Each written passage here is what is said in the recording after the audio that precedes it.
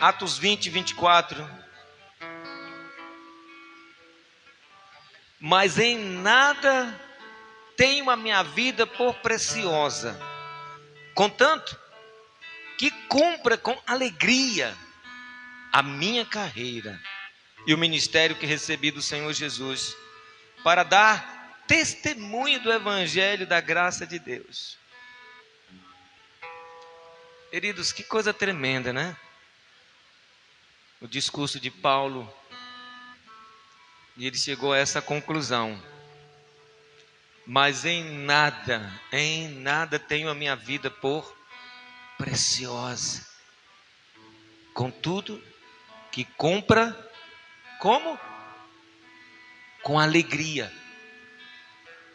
Com alegria a minha carreira, o propósito de Deus na minha vida. Enquanto não entendemos o propósito de Deus, as circunstâncias vão desfocar a nossa visão. Porque quem não sabe para onde está indo, quem não conhece o seu propósito, ele vai para qualquer caminho. Se você chegar numa rodoviária ou no aeroporto para comprar uma passagem, a pessoa vai perguntar: você vai para onde? E você tem que dizer o seu destino. Você não pode chegar na rodoviária: me dá uma passagem. E o atendente vai falar: sim, para que lugar que você vai? Qual é a cidade? Assim no aeroporto também. E amados, muitas vezes nós vemos muitas pessoas religiosas que frequentam os cultos, que vão às orações, que ouvem palavras, mas que ainda não entenderam o seu chamado, o seu propósito. Há pessoas que elas se gloriam. Eu não estou dizendo que isso é mal, de você se esforçar, estudar, ter uma profissão e conquistar um nível financeiro, ter uma boa casa, ter carro, ter bens, dar o melhor para a sua família. Isso é dom de Deus. A Bíblia diz que isso é dom de Deus. Desfrutar disso é dom de Deus. Mas nunca vai ser o propósito. São coisas que Deus pode acrescentar à vida de alguém ou não. Pessoas que têm como propósito de vida chegar a uma estabilidade financeira, ser um grande empresário.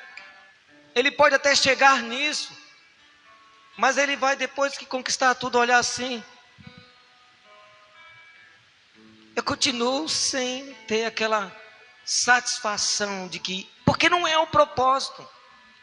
São ferramentas importantes ou não, porque Deus, quando Ele quer cumprir o seu propósito em nossas vidas, Ele não precisa de coisas, de estrutura, porque a Bíblia diz que Deus chama os fracos para confundir os fortes, os pequenos para confundir os grandes, para que ninguém se glorie, para que a glória seja dele. Ele chama o improvável, o rejeitado da sociedade, aquele que ninguém dá nada por ele,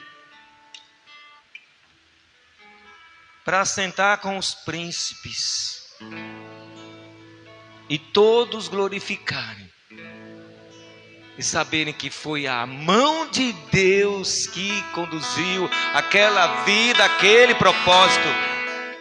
Não foram seus méritos,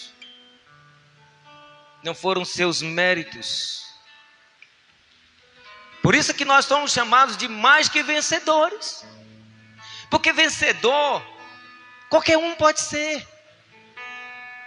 Você pode se esforçar, você pode estudar bastante e vencer, passar naquele vestibular, e mestrado, doutorado, ou trabalhar muito, como muitas pessoas têm testemunho assim, que foram de pequeno, foram camelô, depois foram ali crescendo, como o Silvio Santos e outros. São vencedores. Porque pelos seus méritos, ele se esforçou, ele estudou, ele trabalhou. Mas o mais que vencedor é aquele que não tinha condição nenhuma, nem pelos seus méritos, e que muitas vezes viveu a vida em pecado, muitas vezes foi subjugado, escravizado, mas um dia ele acordou e pela boa mão do Senhor ele cresceu, venceu e superou todas as adversidades, todas as circunstâncias, e acreditou mais em Deus do que nele mesmo. Sabe, queridos, por que o homem está tão fraco hoje? Por que as pessoas estão tão depressivas, ansiosas hoje? O que essa pandemia veio revelar? Não foi só uma humanidade fraca, não, mas uma igreja muitas vezes fraca. Pessoas da igreja que conheciam a palavra ficaram desesperadas.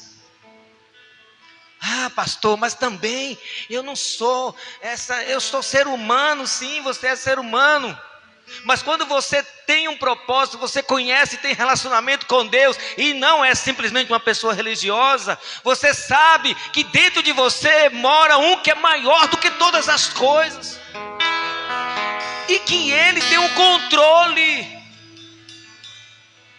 Eu dizia para minha esposa, chegava em casa, ela estava ali com medo, e o que nós vamos fazer, como é que nós vamos nos sustentar, e se nada. Deus não perdeu o controle das nossas vidas.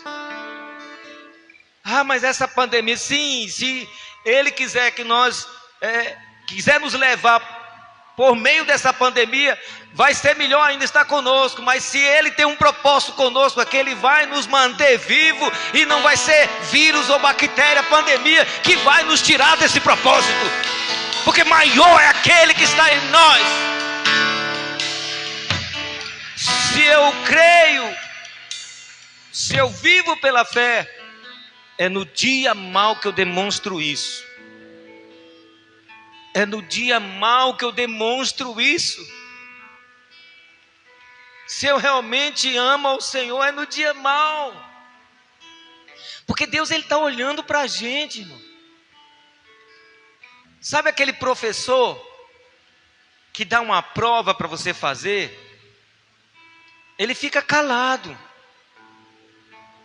O professor não pode conversar com o aluno enquanto ele faz a prova. Ele vai atrapalhar o aluno, e ele também não pode dar dica para o aluno. Mas o bom professor, ele fica torcendo para o aluno tirar uma nota boa. Eu que já dei aula, eu sei disso. Porque é sinal de que eu ensinei bem, de que eu passei o conhecimento, e de que aquele aluno vai usar esse conhecimento lá na frente, vai prosperar.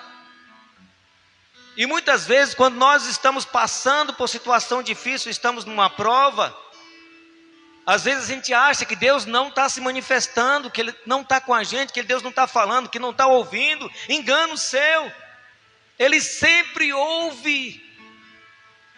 Aliás, antes que a palavra saia da tua boca, a Bíblia diz em Isaías que Ele já respondeu. Antes. Nós nunca estamos sozinhos.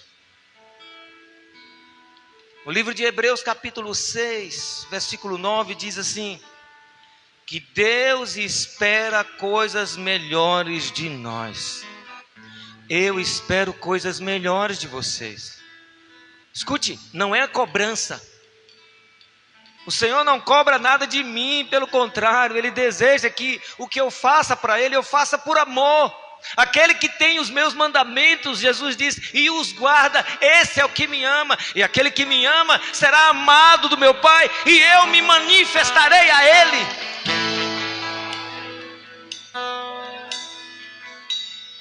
A manifestação do Senhor é para aquele que ama, não de palavras, mas é no dia mau que você demonstra que você ama o Senhor.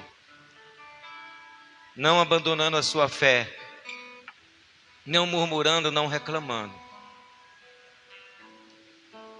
Porque Deus espera muito mais de nós. Paulo disse, Senhor, ele apresentou 3 vezes em oração um espinho na carne. E Deus disse, a minha graça te basta, porque o meu poder se aperfeiçoa na tua fraqueza. Aí Paulo entendeu e falou, de muita boa vontade, eu gloriarei, eu me exaltarei, porque quando eu estou fraco, aí é que eu estou forte. E a palavra diz também, Joel, diga ao fraco, eu sou forte. Diga ao fraco, eu sou forte. Não é uma palavra força de expressão simplesmente, a palavra de autoajuda, nada disso, é a palavra de ajuda do alto, é o Senhor que manda você dizer, diga ao fraco, diga para a tua fraqueza, sai, eu sou forte, eu posso suportar, eu posso vencer, eu posso superar.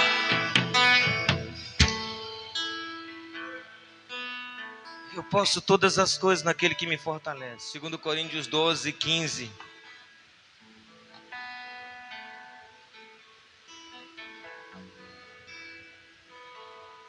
Ele diz assim, eu de muita boa vontade, diga de boa vontade, gastarei e me deixarei gastar pelas vossas almas, ainda que amando-vos cada vez mais, seja menos amado. Olha o que Paulo diz, eu gastarei e me deixarei gastar pelas vossas almas. Sabe, amados, imagina um tronco de madeira seco, que alguém bota fogo, e o vento sopra de lá para cá, ele vai queimar, da onde começou o fogo, e o vento vai, aonde o fogo vai passando naquele tronco de madeira, a parte que queimou, já era. Sobraram cinzas e alguns toquinhos de carvão. Não é isso? Nós somos assim. Nós somos como esse tronco de madeira. E a gente está queimando. Cada dia a gente está queimando, a gente está diminuindo. Alguns estão bem novinhos aqui. O tronco está queimando no começo. Mas tem pessoas que novinhas também morrem. Não importa isso, se uns vão morrer mais tarde ou mais cedo.